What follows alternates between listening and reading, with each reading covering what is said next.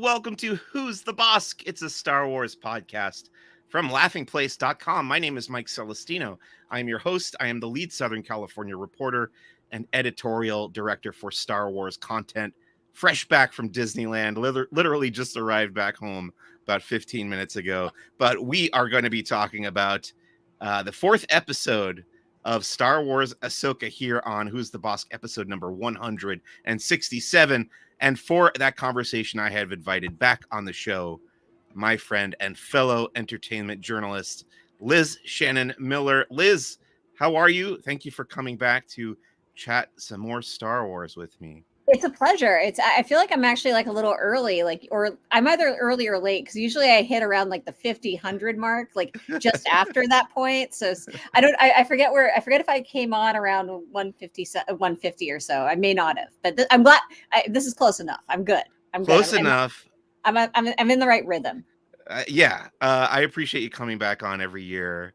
And I did want to ask you how things are going, both personally in your own life, and then you're still at Consequence, I believe. What's your title there, and what has been going on over at Consequence these days?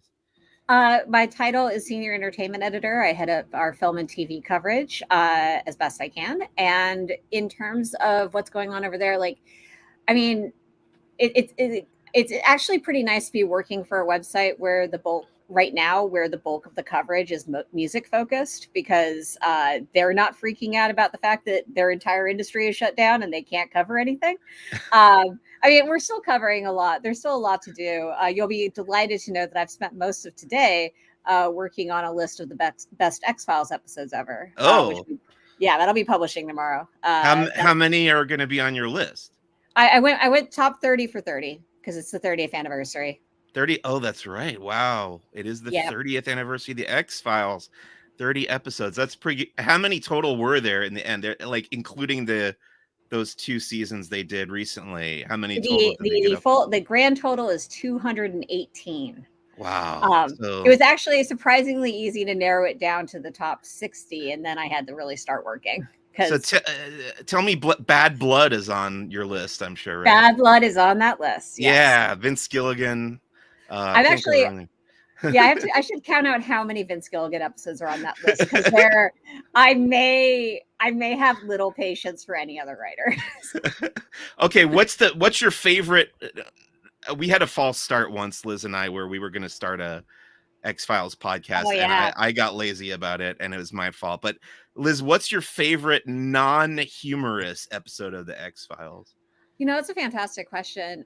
Not a favorite non-humorous. I'm thinking about my list and what I actually did rank as the top non-humorous episode. I feel like, of course, I'm going to preface this with the caveat that all the best X-Files episodes always had some element of humor in them. Right. But I will spoil for your thousands of listeners and watchers. The number 2 episode on the list is Beyond the Sea. Oh, that's a great one. Brad Dourif. Yeah. It's kind of got a Silence of the Lambs thing going on. Yeah, actually, technically you could argue that the first episode, number 1 on the list, is also technically not just straight up comedy. But what was that one? I don't want to spoil that. Okay. That's the number 1, baby. I got to get people Now I'm curious, but I will. Yeah, I bet you can guess. I bet you can guess. There's so many. Well, Jose Chung is always like top of people's list, but that's very funny. It's a top 10er for sure. Yeah, I don't know. What would be my favorite? I love Pusher, which is another Vince Gilligan one. Oh, someone mentioned an episode called Pusher, did he? Yeah. That might be it. I don't know. I shouldn't have set you up to guess, given the fact that you would knowing full well that you would probably accurately guess it right away. Okay. Well, let's talk Star Wars. By the way, we are recording this live on the Laughing Place YouTube channel. If you happen to be watching live, please chime in. We'll be glad to address any questions or concerns you may have, such as this one from Doobie Mosley, who happens to be the co-founder of Laughing Place. He said he has intentionally not read Mike's thoughts on last night's episode. Can't wait to hear them. We will get to those in a little bit. Liz, we got to do something called the 5 Star Wars questions. And you know what I realized at some point since your last appearance on the show, you skipped a level of the 5 Star Wars questions. Oh no, I did. You were on the second ever episode of Who's the Yes. Bossk, episode 2, which was before I had even invented the 5 Star Wars questions. So this is your fourth, Oh, and yeah, despite you having been on 4 times, you will not have done all 4 levels. But sure. in order for me to determine which one you skipped along the way, I would have to do more listening to my own voice than I like to do. No, So I totally understand this impulse. what's going to happen, unless you feel otherwise, is I'm just going to grandfather you into being up to level 4 of the 5. Is that okay? I feel like I deserve it. Like I was there from the beginning. Like Yeah. I that there's like a certain level of status that comes with that. So yeah, 100%. By the way, Doobie says Beyond the Sea is also a great Black Mirror episode. Do you agree with that? I'm not a big Black Mirror fan. I haven't watched much I of know that the show. episode he's talking about. Okay. I'm okay with it. Like it wasn't my favorite of the season. I think it was a length issue primarily, but Yeah. you know, it was a good episode for sure. And you know, Liz, hey, the Josh Hartnett Renaissance is real. by the way, yeah, Liz is a big TV person, probably even bigger TV person than I'll ever be or have been. So if you have any questions just regarding TV in general, I'm she's the always person to go to. You, all right. to be clear, you will know more about Star Wars than I will ever know, and I think that's going to be a big factor in our conversation today. I have some very specific like TV structure stuff to talk with you about regarding Ahsoka when we get to that. But Perfect. first, 5 Star Wars questions, level 4. Number 1. So we start out in the Star Wars universe here. What is your favorite Star Wars weapon? And if you're selecting a lightsaber or blaster, please be specific as to its model or owner. You know, this is a really good question because it makes it like I've had really fun discussions with people about like, you know, things like, you know, Kylo Ren's lightsaber is a death trap and no one should be allowed to use it. That sort of thing. Like I guess like he's pretty good at it, but whatever. Right. You know, you really can't beat the OG classic. Your father killed many, many children with this lightsaber. I'm gonna go right to that very first one from A New Hope. Okay, so the one that Luke inherits from Anakin. Yeah. Okay, great. Via Obi-Wan Kenobi. Yes, got it. The classic, the first lightsaber we see in a Star Wars film. Great, wonderful choice. Thank you. I love it. Number 2, which Star Wars? Oh, so now we're kind of stepping outside. This is in level 4. We're getting a little look through the looking glass here of stepping outside the Star Wars franchise. But which Star Wars actor has had your favorite career outside of Star Wars? Oh, this is lovely. This is a wonderful question. I love it. You know, this was my first instinct, and I could probably think harder about it, but I think your first instinct is usually right. I love the writing of Carrie Fisher. Okay. I think she was an extraordinary writer on top of everything else. Yeah. Someday I will get the answers as to how many different screenplays she doctored during the 80s and 90s. But in the meantime, and also she was extremely funny in a lot of her other supporting work. Yeah. Even like just showing up as herself on Sex and the City, like delightful. She was such a talent. It's so sad to think about her not being here anymore. But yeah, Carrie Fisher is the easy answer. It's a great answer. And I think back to the press conference for The Force Awakens, which was, I think, the first like real big Star Wars thing I ever covered as an entertainment journalist. And I had I was in that press conference and I got to ask a question, but I chose, like, Carrie Fisher was up there on the panel and I chose to ask a dorky question to J.J. Abrams and Lawrence Kasdan, which, I mean, Lawrence Kasdan, an icon in his own right, but right. I kind of honestly regret not having spoken to Carrie Fisher when I had the chance. I legitimately had a similar experience a couple of years before she passed away. Maybe within the year she passed away. But she guest starred on the show Catastrophe, and she appeared at a Tribeca panel with Gary the dog. It was incredible. I was like, Carrie Fisher, great, fine, whatever, just a childhood hero. But Gary the dog was there too. Yeah. And I could have pushed for an interview. And at that time, it was like, oh, she'll live forever. It'll be fine. I couldn't really justify it for a small Amazon show, given the other stuff I had going on. But it is like a top 10 regret for me that I never asked to interview Carrie Fisher. I think it would have been an incredible experience. Absolutely. I was fortunate to get to see her speak a few times in person, though, so I will happily live with that and admire her for all the reasons that you listed earlier. So, number 3, same question, but with director. Which Star Wars Ooh. director has had your favorite career outside of Star Wars? Are we looping in TV with this, or is it Yes, just anyone who okay? has directed Star Wars in live action or animation.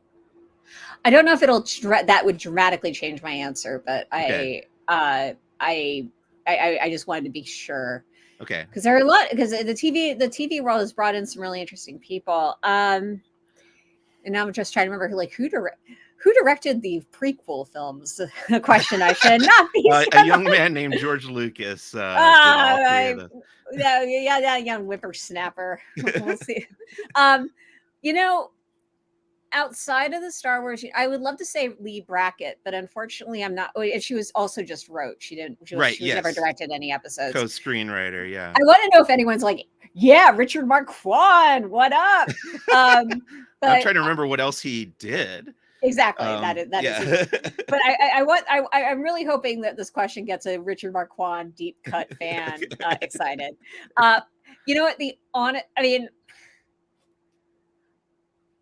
I feel like the correct answer is Rian Johnson because I've enjoyed so much of his work outside of the Star Wars world. But I think in general, in terms of general impact, as much as I think Rise of Skywalker is an embarrassment for everyone involved, hopefully that's not a controversial take for this podcast. It's not. Thank you.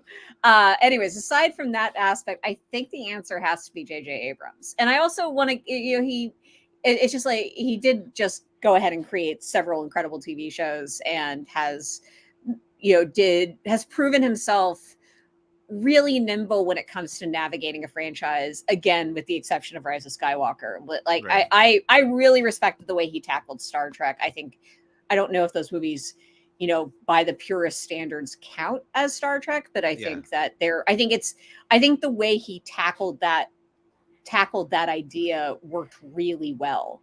And so, yeah, I think it's a fun time. I think looking at J.J. Abrams's record as a whole, I think that's where I got to go. Good choice. Thank you. I love Lost, as you know. I do. And I've enjoyed some of his other stuff. I've never seen Felicity, actually, but Super 8 is good stuff. He's done some good work as a producer. Alias, yeah, absolutely. Can't go wrong there. Okay, what are we up to? Number 4. Oh, this is a great one. What's your favorite Star Wars reference or Easter egg in other media? Okay, so if I sat down and really did some research and made a list, I'd probably have a more interesting answer. But the Legends of Tomorrow episode, Raiders of the Lost Art, is incredible. And yeah, no, okay. So the premise of this episode, I don't know if this counts for your question, but I think it does. Sure. I'm just going to spoil parts of this episode. If it's a Star Wars reference, it counts. Oh, it's a Star Wars reference. Okay. So Legends of Tomorrow is a time travel show. They're constantly bopping around through time. And in this episode, they have to go back in time. And I swear to God, this is the case. Someone has interfered with the timeline, and George Lucas in 1960s Los Angeles decides to quit making movies and move back to Modesto and work for his father. The Legends have to travel back in time to convince George Lucas to become a filmmaker again, because literally his films inspired 2 of the characters to become like scientists or archaeologists. So they've lost their superpowers because George Lucas never made his movies. And then the episode ends with a trash compactor sequence. And again, I must stress, this episode is called Raiders of the Lost Art. It is. I mean, Legends of Tomorrow in general is such a delightfully bonkers show. I highly recommend checking it out. I think someone else was telling me about this maybe last week, but it sounds really familiar. Yeah, I mean, I maybe it was me. Maybe I yelled at you about this 2 years ago. Like, because I remember I got I was at TCA's and I sat down at the table where in the ballroom, and the CW had placed like handouts and stuff on the table so that we could pick it up and get caught up for the presentation. And in that stack of stuff, there was a press release for Raiders of the Lost Ark, accompanied by a DVD screener. And I looked at the title and I was like, okay, so this is once again the best show on television. All right. Yeah, I got to put this on my list because I want to check that out. Yeah, if you reach out to me and I'll give you like a nice curated guide to Legends of Tomorrow that will get you caught up for that episode. See, I thought you were going to go back to Vince Gilligan written X-Files episodes, and the one where the woman who voices, was it Tommy Pickles or Chucky on the Rugrats? I believe it was Chucky. Christine impregnated by Darren Morgan, who was impersonating Mark Luke Hamill. Skywalker. Yeah. Luke no, Skywalker, not impersonating Mark Hamill. No, that's right. Impersonating Luke Skywalker. That's right. Did he show you his lightsaber? Yeah, that is also a great episode, albeit a little too rapey for 2023 taste. That's very true. Okay, number 5, the fifth and final of the 5 Star Wars questions. What's your favorite Lucasfilm project outside of the Star Wars franchise? It's so basic to just go Indiana Jones. That is basic, but it's also a great choice, and I would not blame you for it. Yeah, but I'm trying to think. Like, I took that whole damn class on George Lucas. We watched a lot of Lucas Thale. You know what? I'm just going to throw this out there. Like, you know, if you want like the hard answer, it's probably like objectively Raider. It's probably objectively Raiders. It's probably objectively the Indiana Jones franchise. But I've been meaning to rewatch Tucker the Man in His Dream. Like, I watched that again for literally that George Lucas class I mentioned in college, but that was more than a few years ago. So I've been meaning to. Because it seemed it was like a very, I think it was a little long, but it was a really interesting movie, and it was really beautifully made. And so I feel like that'd be one worth revisiting at the very least. Yeah, maybe not watched it. Yeah. Okay. We watched it for this podcast, and really, I had seen it before. I think I saw it in that same class that you were in at USC. And it's really entertaining. It's really snappy. It's fast paced, quick, energetic editing style, and Jeff Bridges is just so charming in it. So, I would say go back and check out Tucker, A Man in His Dream. That's good stuff, and a great outside the box choice there. Okay, let's blast through some Star Wars headlines real quick before we get into our main topic. So we got some information about this new Disney cruise ship called the Disney Treasure, and we found out that the hyperspace lounge is not going to be part of the Disney Treasure. It is a part of the Disney Wish, which was the most recent Disney cruise ship to open up, to be launched, I guess. And I guess the Treasure is the sister ship of that one. So people had assumed it would be the same. You would get the hyperspace lounge on there as well, but they're not doing the hyperspace lounge. Do you know what the hyperspace lounge is, Liz? I mean, I can guess from context clues, though. I feel like I'm getting it mixed up in my head a little bit with, the Galactic Star Cruiser. Thank you very much. Yeah, that is exactly what I was thinking. This is actually on a ship that goes on the ocean. But yes, I understand those ideas, but is it like kind of applying a lot of the principles from Galactic Star Cruiser? A little bit. It's a little less immersive, I would say, but you're in a bar that's Star Wars themed, and there's a big LED window that goes into hyperspace every 10 minutes or so, and then there's like a star field out, or like planets. You can visit different planets in their ships, and I haven't been there myself, but it looks cool. I mean, why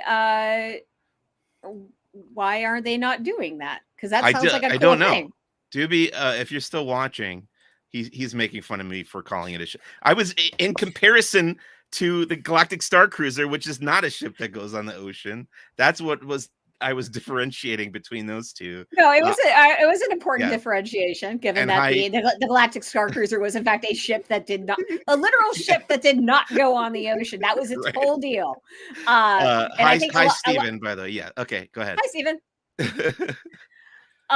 Okay, so this is the real question I wanted to ask about. Okay.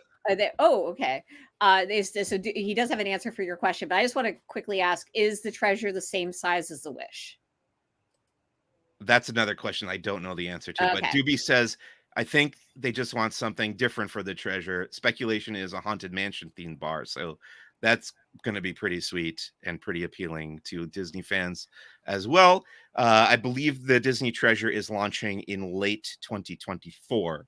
So there's still quite a long ways to go until that ship is available. If you're a cruiser like Doobie is, I've only ever done one Disney cruise. Eventually, hopefully, again. Okay, let's move on to this is Star Wars Tales from the Galaxy's Edge. It's a virtual reality experience. I've done it. I've reviewed it.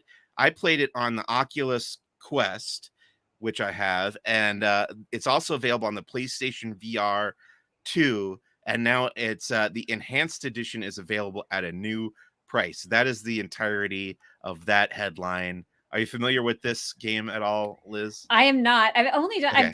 I've done like one or two Star Wars things in VR, but it was a long time ago. I mean, it Okay. seems like every time I've played a Star Wars immersive experience, it's been really cool.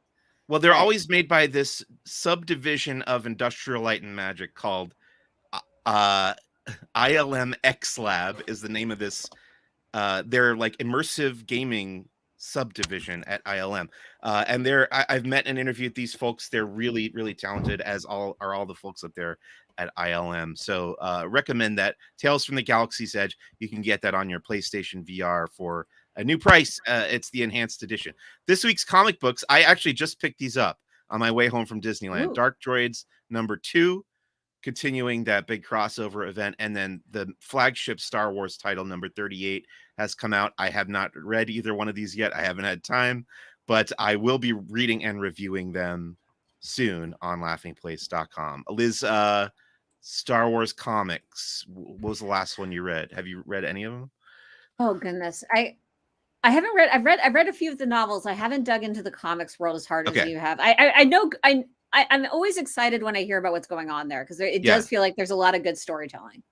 Yeah, well, the cool thing about the current canon comics is they're like filling in the story gaps. Like for a while, they were doing between A New Hope and The Empire Strikes Back. Kind of here's what happened to Han, Luke, and Leia between those two films. Now they've kind of graduated to between The Empire Strikes Back and Return of the Jedi, filling in that gap. I'm kind of hoping they keep going because it's kind of getting to the point where you're like, okay, you got to get to Return of the Jedi now.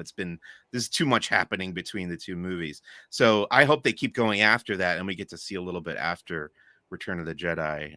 But we'll see. That hopefully will happen soon. I mean, you would imagine that some of that would have to like be dovetailed into what's going on in the TV universe. Yeah, so that's the problem is eventually they'll run into the Mandoverse, as we call it, because that's, I think, Mando season 1 starts 5 years after Return of the Jedi. So you do have a little bit of a gap there still that you can still fill in. There was also a mini series called Shattered Empire that was like right after Return of the Jedi. So they'd have to work around some of that stuff. But still, there's a lot left, a lot of gaps left to fill, I would say. Let's see. I did a unboxing and review of the Lego set for Star Wars Young Jedi Adventures. It's called the Tanu Jedi Temple. This was sent to me by Disney Products to check out and review. You can watch that video on the Laughing Place YouTube channel. That was a fun set to check out. It's for younger Lego builders and younger Star Wars fans. It's an ages 4 and up set, and it comes with 3 minifigures. Kai Brightstar, Liz Soleil, and Master Yoda. Did you watch that Young Jedi Adventures at all? I haven't watched it. I haven't watched it yet, but I did draw that character recently. At Disney. Yeah. Yes, I learned about Nubs. Nubs is cool. So Nubs is not in this. I really want a Lego minifigure of Nubs, but they haven't done him yet. So. Well, you just have to get the next young Jedi Adventures Lego. Keep sending them to me, Disney. Yes. Lastly, and this is a great segue to our main topic. So every week they do this for all the Disney Plus Star Wars shows, I think for the Marvel stuff too, but they release new character posters based on surprise appearances, whoever guest starred in that week's episode. And we got new character posters from Mon Mothma, who was in last week's episode, and Jason Syndulla, who we also met for the first time in live action in last week's episode. And now on our Slack, do you use Slack for work? I do, yes. Yeah, so we have a Laughing Place Slack, and my coworker Kyle Burbank was complaining that they call these posters, they release these posters on social media, but they're not, he says they shouldn't be counted as posters unless they're actually printed out and hung up somewhere. They're really just like poster sized or poster shaped images. Yeah, I think actually, I mean, the legit truth is that I spent a lot of time looking at like official publicity art for various networks and studios, and poster is no longer the preferred nomenclature. I think for that reason, we call them key art now. Key art, okay. Key art. That is just like the way. I mean, I've gotten press releases. I get press releases all the time that say new poster available. Yeah, but I think the industry definition is now key art. Okay, all right. But I've seen key art as well. But I think it's a reflection of like, digital distribution for these things and all that. Right. Yeah. I mean, I don't know if they're actually printing these out at the Disney offices and putting them up or whatever, but you only see them as a consumer. We only see them on social media. Hi, we want to say hi to Sonia also. Hi, Sonia. Watching out there in YouTube land. Okay, let's go to the main topic, the meat and potatoes of this episode. Star Wars Ahsoka Episode 4 Fallen Jedi. This was released yesterday evening. How are you liking, by the way, Liz, as a TV consumer and professional TV-ologist, how are you liking the new release time on Disney Plus for Ahsoka? Wait, is it not midnight anymore? No, it's not midnight. Do you not know that? What? No, I missed that memo. God damn it. I could have watched it last night. 6 p.m. Pacific time. What? 9 p.m. Eastern on Tuesday evening. I'm guessing I'm not allowed to swear on this podcast, and that's a good I may thing. have to bleep what you just said. I just made a noise. I didn't say anything actual. Fine. Maybe I was cursing in Wookiee. I didn't without knowing it.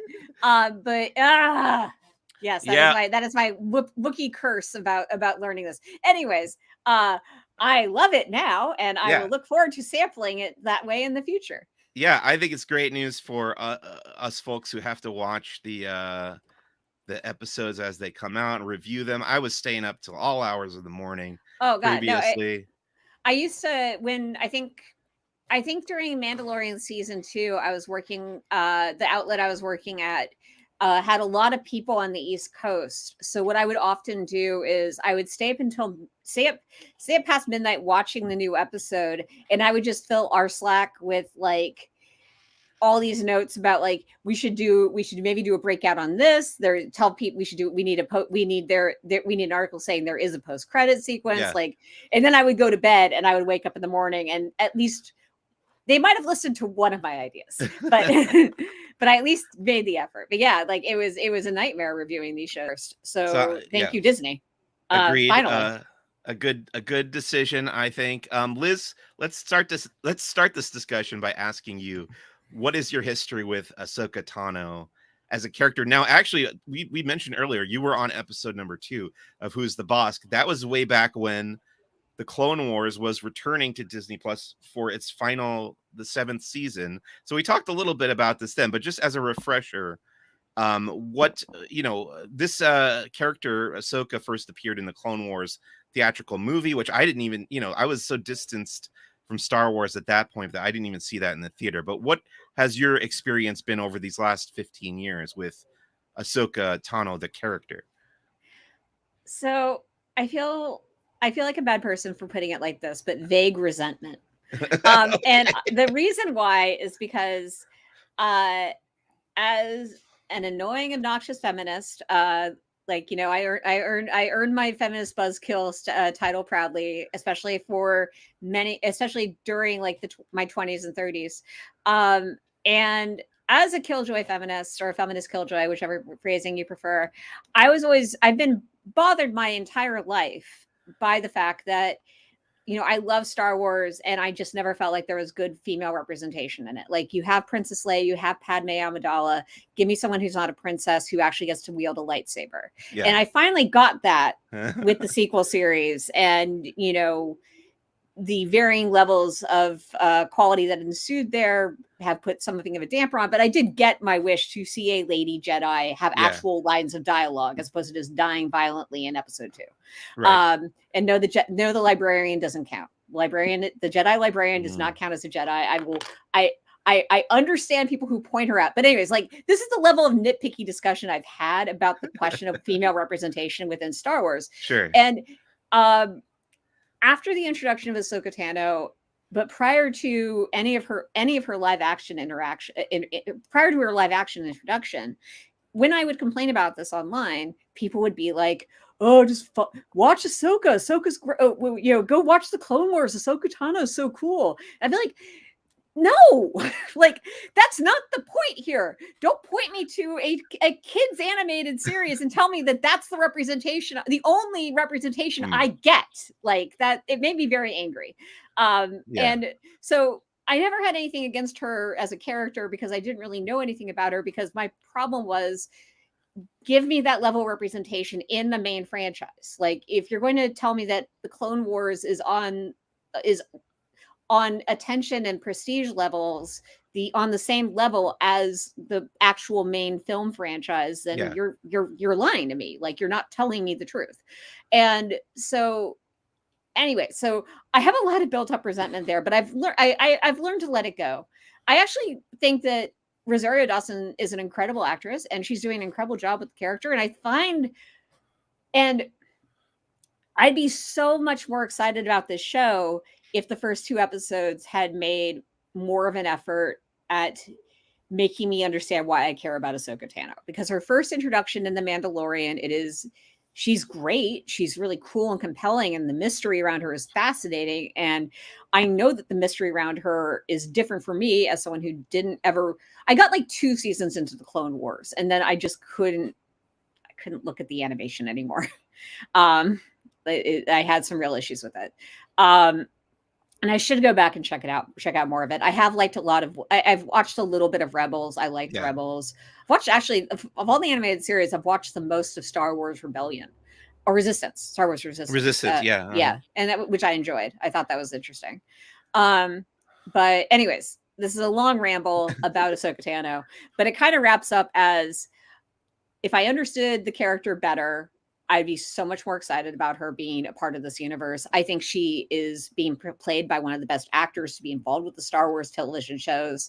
And I think, it's cool. I love how, in general, how female-led Ahsoka is. That it's not just the fact that she has a female apprentice and there are 2 female bad guys. It's like random characters who would always be default male in the regular Star Wars, in Star Wars up to this point, are just female. And I think, like, and that means that, we're talking about people who die. We're talking about people who are just like, one scene extras, essentially. But, that's the kind of positive representation I've always been looking for. It's just the acknowledgement that more than one woman at a time can exist in the Star Wars universe. And I mean, they could even perhaps have a conversation. What a concept. Yeah. I'm with you on that. And I always thought it was interesting that in the sequel trilogy, you did get a female protagonist in Rey, but the way I always view a protagonist in this kind of story, in like a, hero's journey, Joseph Campbell type thing, where you're like a Frodo Baggins or a Luke Skywalker or whatever, like the protagonist in those kind of stories is always basically an audience surrogate anyway, so I feel like most people watching the original Star Wars trilogy, I don't know, maybe you will differ with this, but most people saw themselves in Luke regardless of gender. And I think Rey is probably a similar thing, where like, she is we do get a woman protagonist now, but she is kind of a blank slate where anyone can kind of put themselves into that role. But what you're saying now, and I think what I agree with is that you can flesh out this universe where like side characters and apprentices and villains can also be female. It's not just, you're not just replacing that central figure. I don't know. Does that make sense? No, absolutely. I think there is interesting. I was talking to a couple years ago. I was talking to a friend who has two boys. Like they were, at that point, both under the age of 10. And I was asking her, like, do they care if the main character of a TV show they're watching is a girl or a boy? Yeah. And she was like, no, they really don't. And for literal decades, the toy industry ruled over the world of content, and the toy industry decreed that there are girl toys and there are boy toys, and never the twain shall meet. Right. And that's why you get one April O'Neil action figure and you get 15 million variations of mutant. Right. In the Teenage Mutant Ninja Turtles universe. And because of all that, I think I think that new generations, and in part because we are just kind of normalizing the idea that women and men can coexist together in franchises, which should not be such a radical concept, and yet has been. I mean, we're still we're only 10 years away from the Avengers, which is 5 white guys and a white woman, and the progress that's been made since then is great within the MCU, but again, that was literally 11 years ago that we had that kind of thinking still in. We still saw that kind of thinking in place, that there had to be a token woman, and I think so. Ahsoka is a wonderful corrective to that. I just wish it was written and made for people who. For both people who watched the Clone Wars and people who did not. Well, I would say more so it's written for people who were deeply invested in Rebels. Deeply invested. Yeah. Because I haven't. Yeah, you're completely correct. It's the whole plot of this hinges on the Rebels series finale, which I went and watched after watching the first 2 episodes of Ahsoka. And I was like, I cannot believe you're doing this. Oh my God. You're writing your own fan fiction, man. Congrats. So you said you had issues with maybe Ahsoka herself not being as developed as you wanted her to be in those first 2. I think it's just kind of, it's the same problem. It's literally the same problem as I just was mentioning. I should legitimately ask my dad. I think I don't know if my dad's still watching, but I know my dad watched the first 2 episodes. And I kind of would love to ask him, explain to me what you understand about Ahsoka Tano as a character, because I know basic details that I picked up through context clues and also some Wikipedia reading. I've never sat down and read Ahsoka Tano's Wikipedia entry from top to bottom, or her Wikipedia entry. Wikipedia or Wikipedia. Yes, I've blasphemed in this respect. Anyway, so go ahead. But just as episodes of television, what did you think of the first 3, not counting this week's episode? I really wish I could get. I think the first.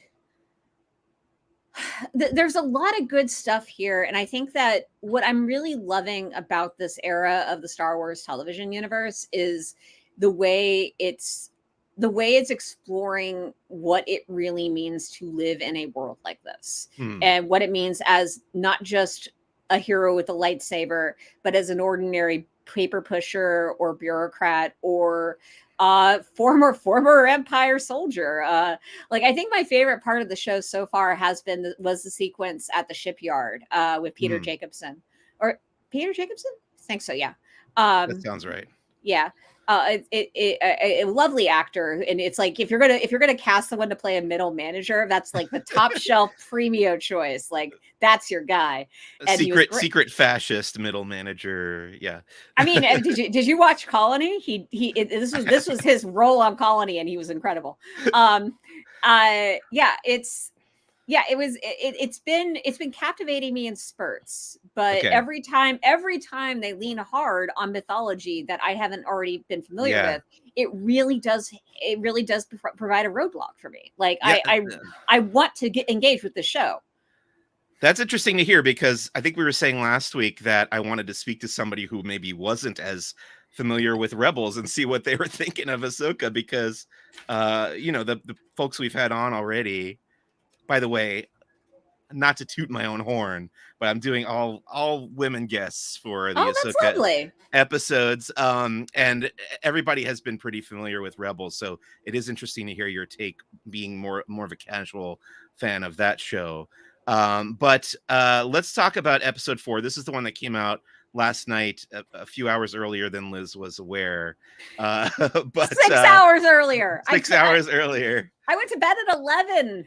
You could have been all over that. Liz, what were your thoughts right after watching this new episode? The title, by the way, is Fallen Jedi, and we'll get into talking about that in a little bit. That guy looks familiar. I'm guessing we're going full spoilers. Full spoilers, yeah. I mean, it was I enjoyed the episode. I feel like, again, it really is a problem. Like, I really am struggling to engage. Like, I thought it was a good, basically extended action sequence. It is, again, really funny to see these shows like kind of look and feel like an hour-long drama and then deliver 30 minutes of content. Like, I've gotten used to it, but it's still always a little like, they just kind of did the one thing this week. Okay, cool. Right. They did it well. I think like that, just kind of focusing in on one like major conflict goes a long way for a show like this. And I think it plays well to the episodic structure. It helps a lot with a show like this to be able to point to the one where they do blank. Yeah. And so that worked for me. And this is the one where they had a bunch of lightsaber duels. I mean, you know what? I'm a girl of simple pleasures. I like a good lightsaber duel, and I got there were like 4 of them. It was great. Yeah. The guy had the spinny one. I'm sure I probably should know who that is. If I don't, well, here's a great. I'm going to skip way ahead and say, okay, this character's name is Merrick or Marok, Marrok, played spinny by guy. Paul Darnell. He has the look of what we would call a Sith Inquisitor, who is it did look familiar.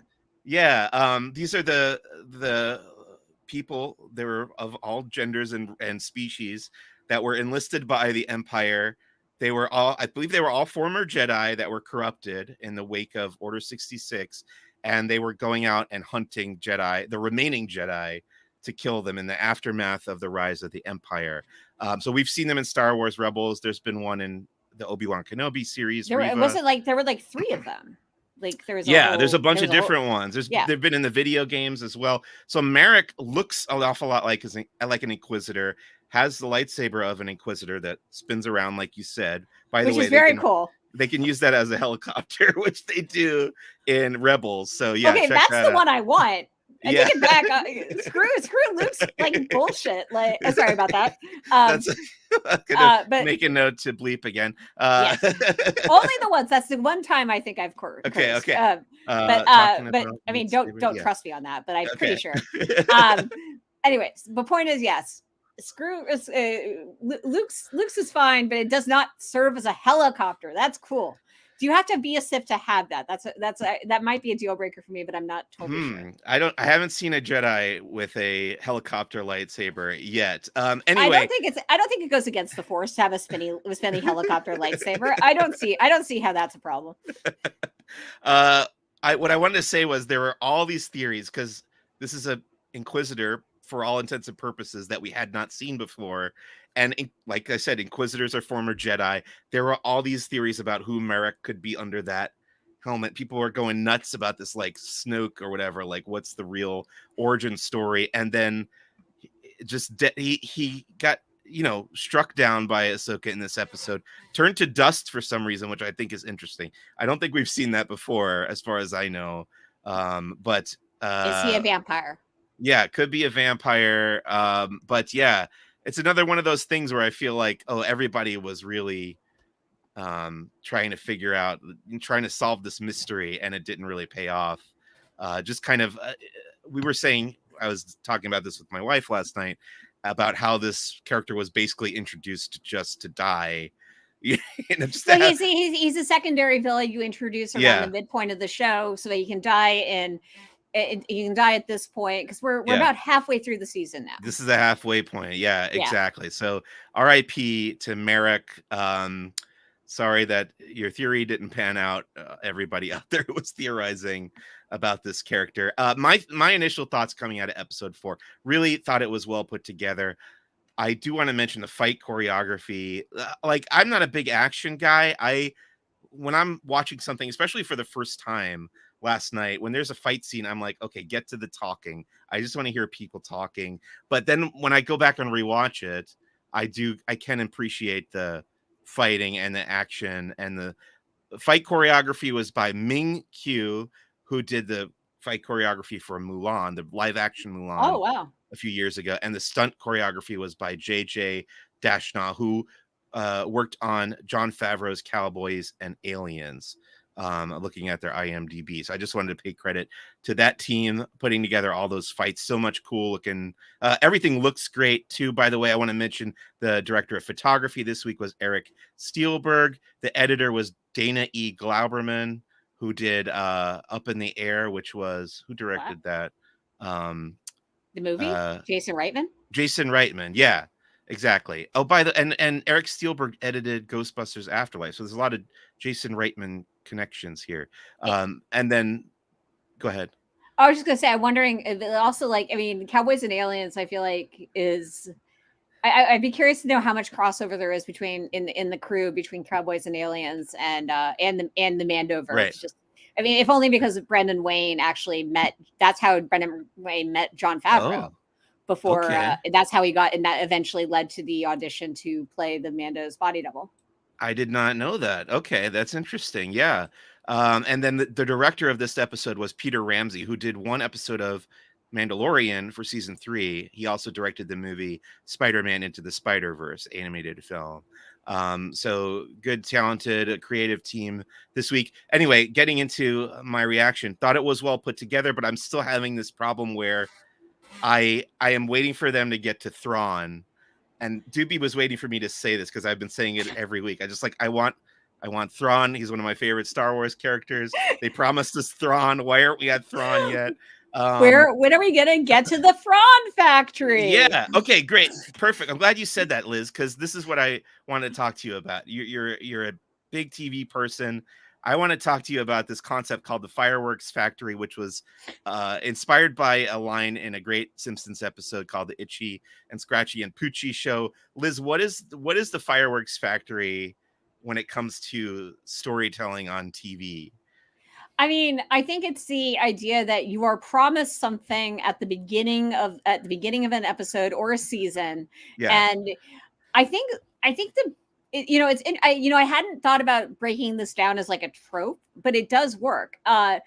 It does really, the metaphor of the Fireworks Factory, especially in the context of that episode, really does work, because what happens in the Simpsons episode is this is like, I think this is like the big episode where they get rid of Poochie, right?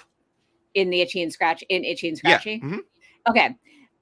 So what happens is they do show at the very beginning of the Itchy and Scratchy episode a big sign that says Fireworks Factory, and then they're driving along, and and so Milhouse is responding to the fact that they are doing things that are completely unrelated to the big sign at the very beginning of the episode.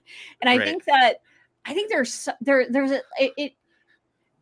think this is something I think particular to the idea to franchises, where there is like a lot of expectation built up around, like, when are they going to do this or that? Like, it's different from a will they or won't they situation where you're like, when are they gonna kiss? Because part of the inherent appeal / fascination / annoyance with will they or won't they's is there's no promise that they will kiss. Like, it happens usually. There's been actually, I feel like, a lot more will they or won't they's these days that have resolved in kissing, but that's not a guarantee. So, but meanwhile, Itchy and Scratchy guaranteed the Fireworks Factory.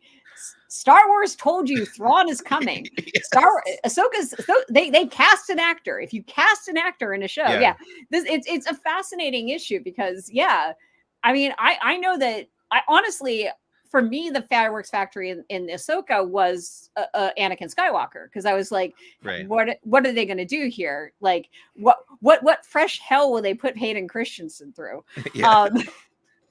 To me, Um, last night I was comparing it to Lord of the Rings and saying, like, okay, they're all going to Mount Doom, or the goal is Yeah. to get to Mount Doom, but they're steadily progressing there, And I think my frustration with Ahsoka is they got to this other planet and they just kind of camped out there for a while, Like it'd be like in Lord of the Rings trilogy if they didn't leave Rivendell until like halfway through the Two Towers, Like they were just like, we can't leave yet.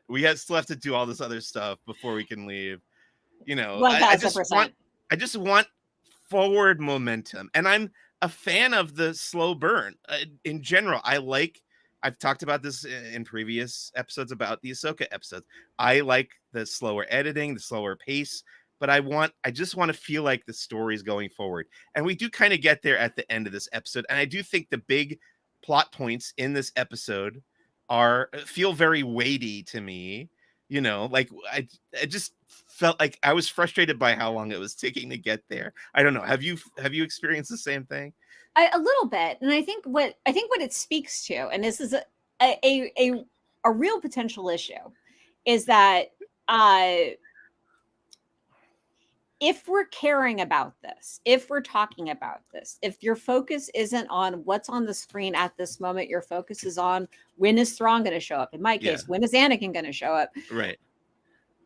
Then that's just saying, that's saying is that what's on the screen isn't as good as it could be, and isn't as captivating as it could be. Like, we are not, it's like how it reminds me of how one of those old sayings of cinematographers was, if you've got a beautiful shot in your movie, a shot that looks so beautiful that everyone's like, oh, what a beautiful shot, you need to get rid of it, because it's a beautiful shot, but you're not, the point of movies isn't a series of beautiful shots. The point of movies is to tell a story. And if we're not hooking into the story of Ahsoka, we're just more focused on what fan elements are going to come down the pipeline at any moment, then we're watching a really good we're watching a really good example of fan service, but we're not watching a good TV show. Well, my buddy Noah said this. Your ex-roommate Noah. Noah said this to me last week. He was like, "Oh, Dave Filoni wanted to write a movie, and he broke it up into 8 parts." Oh, that's just. I think. Do you go agree ahead with that? I mean, I think at this point, that's what. Well, actually, I don't know if I agree with that with Ahsoka. Mostly, I mean. Okay, I could definitely see that. I can definitely imagine a situation where Dave Filoni wrote the script, like an original version of the script back in like 2010, before the idea of a TV show was clear. The only reason I'm pushing back on that idea at all is because that's what I think happened with The Mandalorian season 1.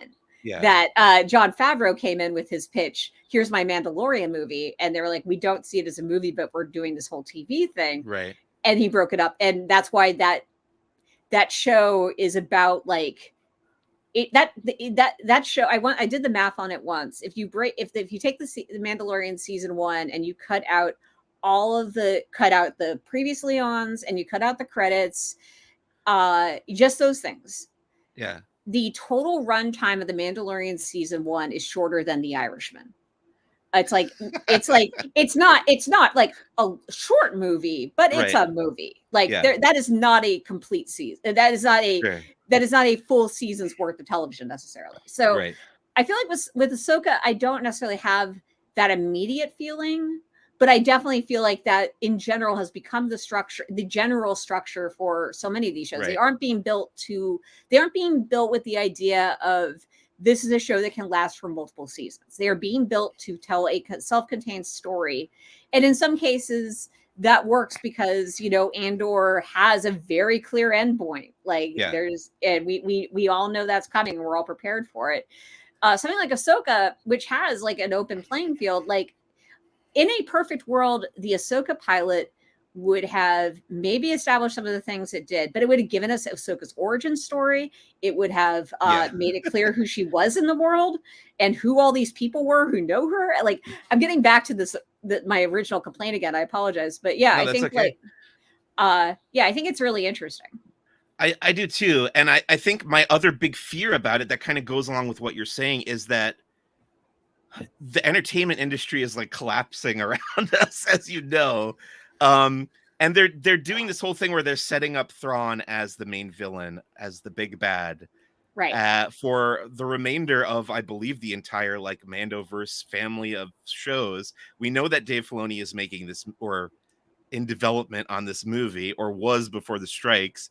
That's going to theoretically wrap up all these storylines that are interconnected. But I'm like, my mindset right now is like, if you get the opportunity to tell a story of any length, use that length to tell the whole story, because you don't know what's going to happen. Like after Willow and after like the Dark Crystal on Netflix, I'm just like so worried about there being this cliffhanger that is just like out there forever and never resolved in any form.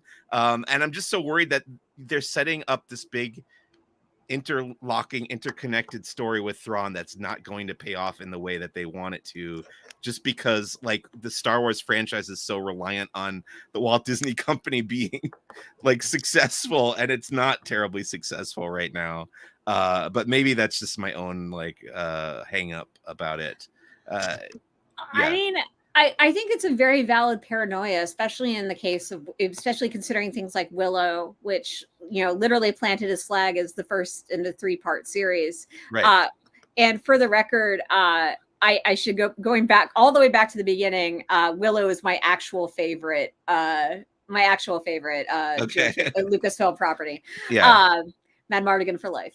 Point is, yeah, I definitely feel like there's room to be nervous, but also at the same time, I'm less nervous just because, like, you know, you and I have been through the wars. We've lived through two new XFiles seasons. We've witnessed the birth of Star Wars on television, a thing I think I never thought would be an actual possibility to this extent. It's funny. I was thinking about that year. I think it's 2015. Right. When both the X-Files and Star Wars were coming back, and you said to me like, wow, this must be a big year for you, Mike. And I was like so terrified. And we know how the X-Files went, but Star Wars by and large, I've been into it in a big way. And there's been some missteps here and there. I don't think anyone would argue, but I will say that like it's been a lot easier. Like I feel like I would be so much angrier at Rise of Skywalker if I didn't. I would be so much angrier at that movie if there wasn't all this other good Star Wars TV going on. Like even The Mandalorian season 1 went a long way to kind of patch those wounds, soften the blow. Yeah, exactly. Like I mean, it just it emphasized the idea that Star Wars is more than the movies, and that means yes, I should probably go ahead and finish watching the Clone Wars, but the point. But yeah, I think I understand you being concerned is my point. I feel like they're at a place right now where a lot of these stories are going to still get made. Like, you know, the MCU definitely I think is going to see some cuts. Like that's been, but it's weird. It's tough. Like at the same time, like, yeah, they could cancel everything tomorrow. And I guess I'd be surprised, but not shocked. Maybe we'll get comic books about it at least or something. But Liz, let's talk a little bit more about the specifics of this episode. You're not terribly familiar with Rebels. You've seen some of it, like you said, but based on what you know about Sabine Wren, how did you feel like her choice to hand over this orb? This is the big like turning point of this episode. She gives this character Baylan Skoll. By the way, Ray Great Stevenson. Name. Yep. Yeah, great name of a character, great actor. Also, I wasn't terribly familiar with him. He was always kind of a background guy or like a character actor to me, but I want to go and check out everything he's done now because I think he's amazing. And sadly has passed away after the filming of this season. But this moment where she gives him the orb, she knows she's potentially rescuing Ezra Bridger, the friend who has disappeared at the end of Rebels, but also potentially bringing back Grand Admiral Thrawn, who can start the whole war between the Empire and the New Republic all over again. Well, how did you read this moment? Did it hold true to you for what you know about that character? I guess to a degree, because pretty much the only thing I know about her beyond like basic details, like she's a Mandalorian and she made sure to get a haircut so that her hair would match with the end of Rebel season, the Rebel series finale. But beyond those details, the pretty much the major thing I know about her is that she really liked this guy Ezra, and she wants to go rescue him.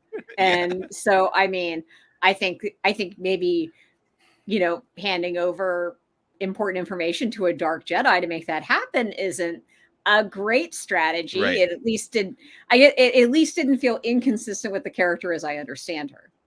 Well, to me, it all comes back to this idea of the dangers of attachment, which we've talked about plenty on this podcast too. And this is like one of the tenets of the Jedi Order, that you can't really form attachments. And I think the fear is always that something like this would happen, that you would make a really big sacrifice, not only betraying yourself, but betraying like the potential future of the galaxy just to rescue a friend, as loyal and honorable as that friend may be, or that decision may be personally.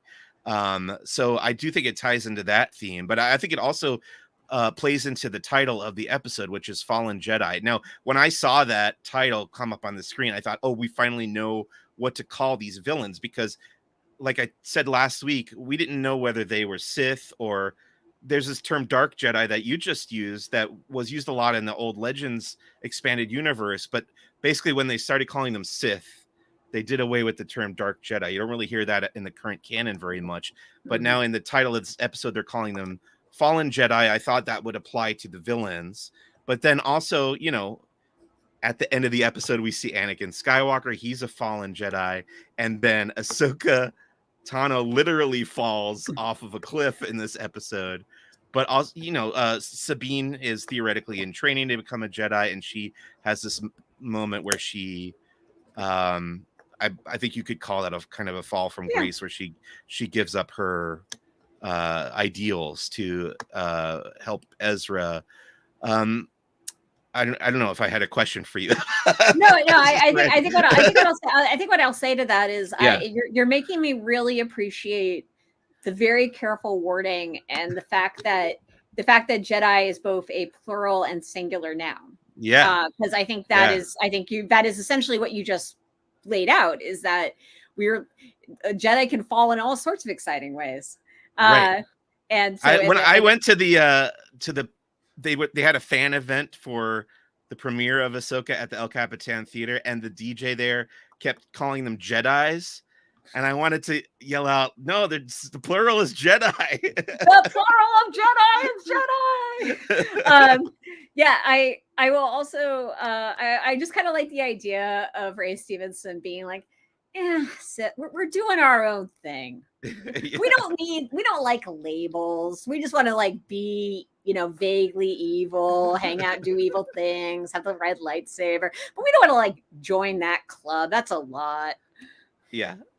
When we get to, well, I guess we could say now what I'm really hoping for in the next few episodes is to learn more about that character, Baylan Skoll, and his motivations, because we have little pieces of it, of his kind of distaste for, but I mean, he also calls Thrawn in this episode like a necessary evil, but we don't really know like what his ultimate goal, I guess, is to bring back the Empire, but we aren't really clear like what his actual affiliations are, or you know, where his loyalties actually lie. So I really want to learn more about him, and I do wonder if we'll get information about Baylan Skoll through Anakin, who apparently knew him. As Baylan said, Anakin Skywalker, everyone knew him back in, you know, the prequel era.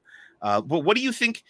Obviously, people are excited to see Hayden Christensen again. There's a whole generation younger than us who grew up on these movies and loved the movies and love Hayden as Anakin. They're happy to see him again. It's a big deal. But what do you think story-wise is the function of having Anakin come back and theoretically next week have a conversation finally with Ahsoka? I think it'll be very exciting for Clone Wars fans and that aforementioned generation of people who grew up loving the prequels. And I think that's all interesting. I was going to mention, like, for Baylan, I think this is something I called out in my own review of the show. from the first 2 episodes was that I really liked him as a character, in part because, to the best of my knowledge, this is his first time appearing in the Star Wars universe in any form. Yes, new character. Yes, that meant they introduced him like a new character, and you got to you didn't get all of his plot detail, all of his backstory or anything, but you did get some enough information to understand who he was in the context of the story, and also even enough information to make you intrigued about learning more about him. It's almost as if that's how character introductions in first episodes of television shows should work. I should not be so angry about this. I like the show. But yeah, I definitely do. I agree with you. I understand this show is definitely built for Rebels fans to understand and appreciate more than anybody and else. And no one else. But I also really want to know more about Baylan. To your point, yes, they've made me want to know more about him. My question always is, where was he? Because he was in the Jedi Order before the Empire came to be. Disappeared after Order 66. Where has he been this last 30 years? What has he been up to? Obviously, he's allying himself with this ex-Night Sister, Morgan Elsbeth. Real quick, I want to mention we mentioned Hayden. Wait, actually, before we move on. So Morgan Elsbeth, she's part of the same faction of horny witches that tried to seduce Luke Skywalker in the Quest for Princess Leia, right? Yes, so author Dave Wolverton, very good point, in the novel Courtship of Princess Leia in the Legends Expanded Universe, introduced the Dathomirian Night Sisters, who are this coven of witches. Dathomir is also the planet where Darth Maul is from, in I believe in both canons. But yes, they're very heavily present in the Clone Wars cartoon, and we've seen them a bunch in the current canon books and comics as well. So they are tying into that. Anytime you see that green magic that Morgan Elsbeth uses, that's the Night Sister magic. I did want to mention, in addition to Anakin showing up, we also got to see Captain Carson Teva, who's played by Paul Sun-Hyung Lee. Yes. Kim's Convenience. Love him. He's been in The Mandalorian a bunch, and he was in the Book of Boba Fett. So this character is kind of he's almost kind of the droids of the Mandoverse, because he pops up in every project, and we almost kind of get to see it through his POV. Alternate pitch. He's the Detective Munch of the Star Wars universe. Oh yeah, or what was that? The eyes of Tommy Westfall, the mind of Tommy Westfall. Yes, it's the mind of Tommy Westfall. Yeah, Tommy Westfall is all that is encompasses all of television. But Detective Munch was like a linchpin of this. Yes,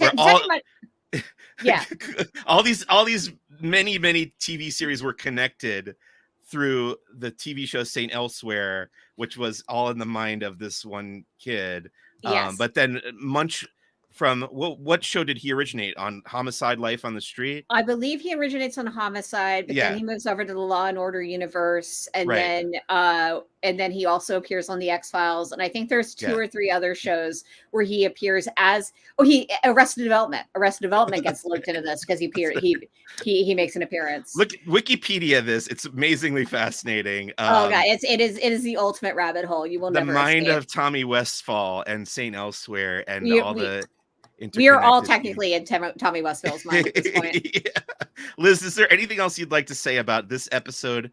And if not, what are you hoping or expecting from the back half of this season of Ahsoka?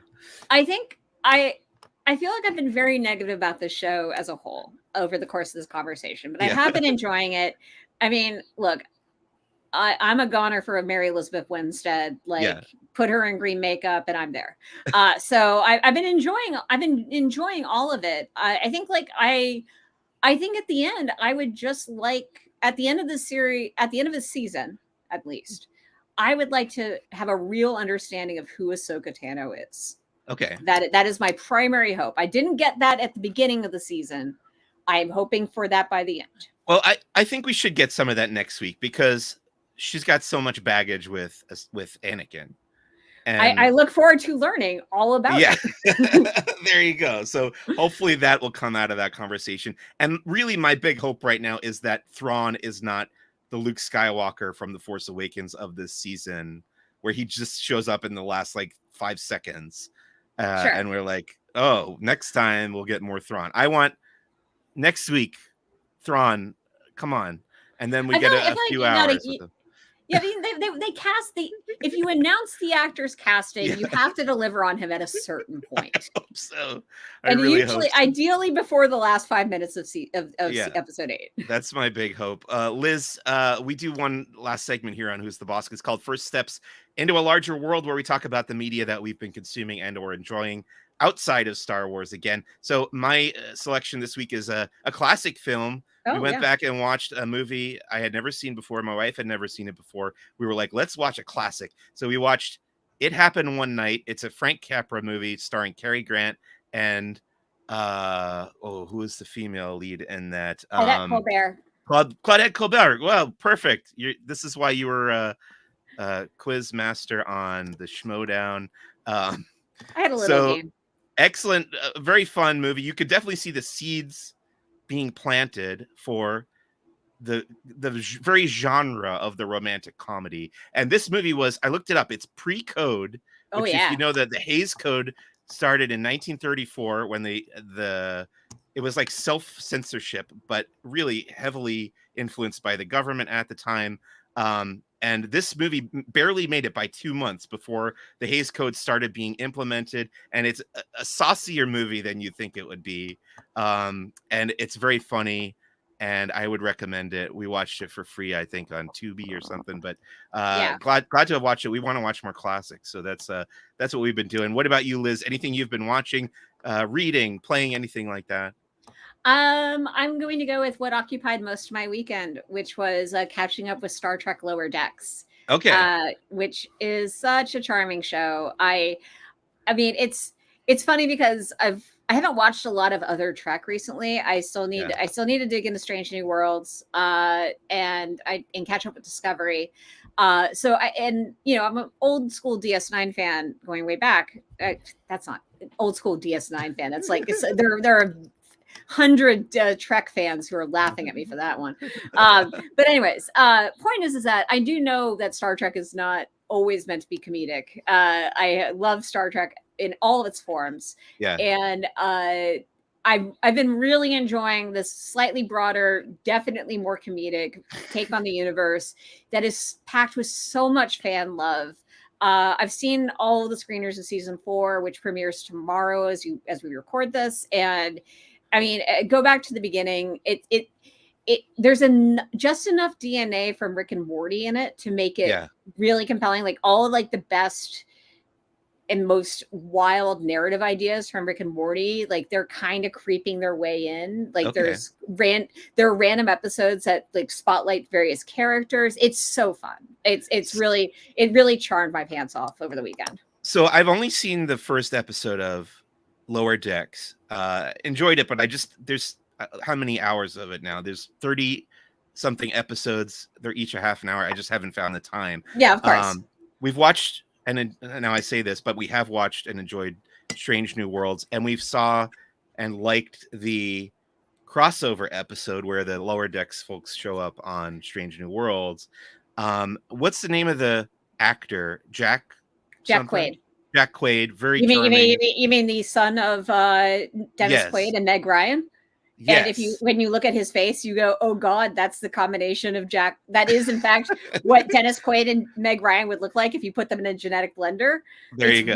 It's really eerie. Just take a beat, gentle listener, and just look at a picture of Jack Quaid and then think about Meg Ryan and Dennis Quaid. It's a trip. I will do that. Did you watch that crossover episode? I haven't watched I want to watch it in sequence. So you're going to watch all the Strange New Worlds. Yeah. Yes. I'm really curious now, when you do go through Strange New Worlds, let me know when you get to the musical episode, because I had trouble with it. I was like, this isn't working for me. I want to know what you, Liz Miller, think of the musical episode of Strange New World. I mean, I'm generally a sucker for a musical episode, but I'm also there are a couple reasons. We don't need to get into it now, but there are a couple reasons why in general I've held off on Strange New Worlds. So I'm interested as well to hit that episode. I definitely do want to watch the show, in part because I want to get to it. Okay.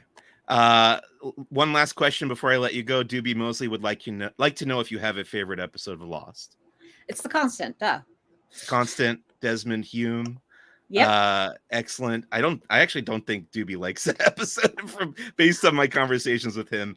If you're looking for a preference, a less me being a girl and liking a good love story pick, I will say the season. That might be my number one too. So don't pigeonhole yourself. Of course, I didn't want to imply that. The Constant is a universal classic, as we all know.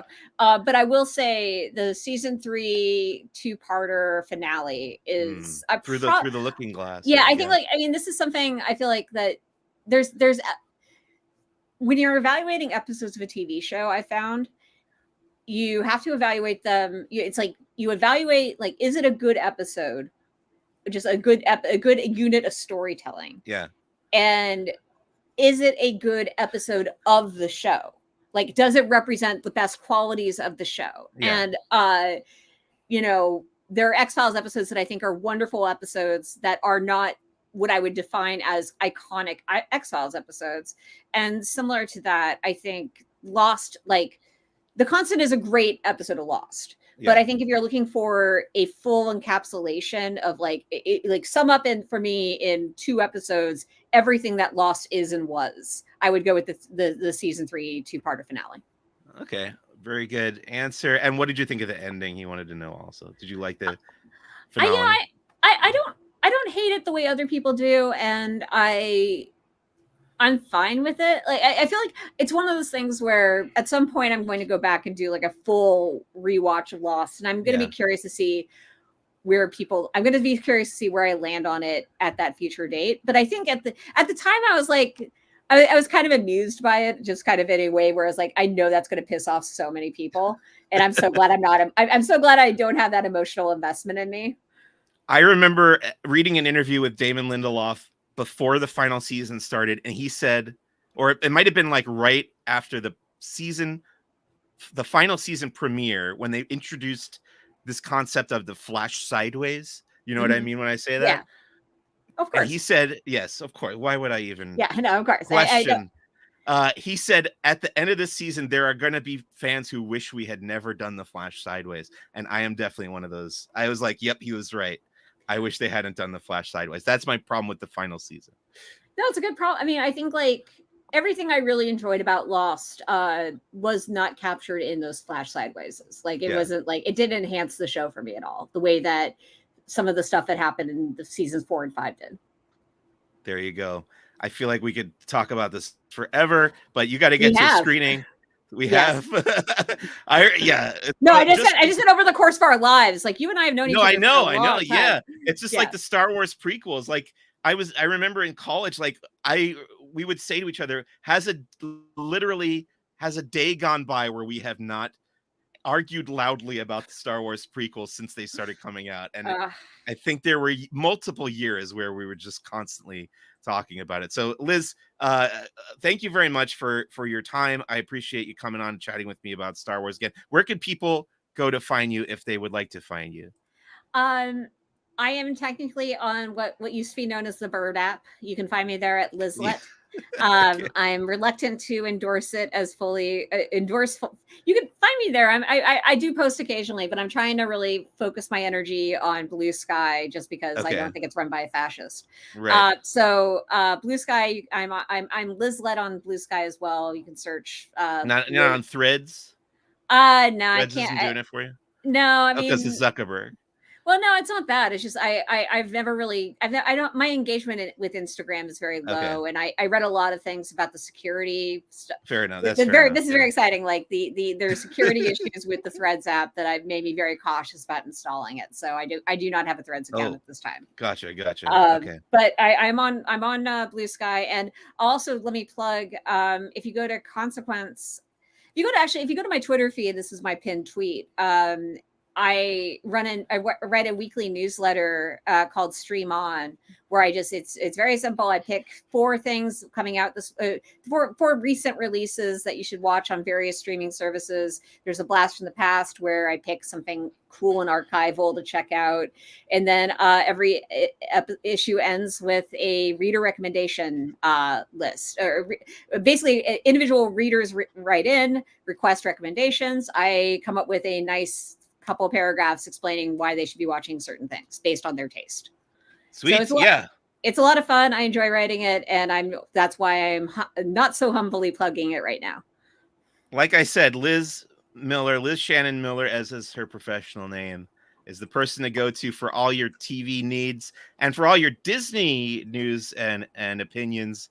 Please visit laughingplace.com as always. Thank you out there for listening and or watching if you happen to be watching live. Next week on Who's the Bossk, we will be talking about Grand Admiral Thrawn's first appearance on Ahsoka. I want this for you. I really want this for you. All right. My name is Mike Celestino. Thank you out there, everybody. See you next time. Bye. Bye.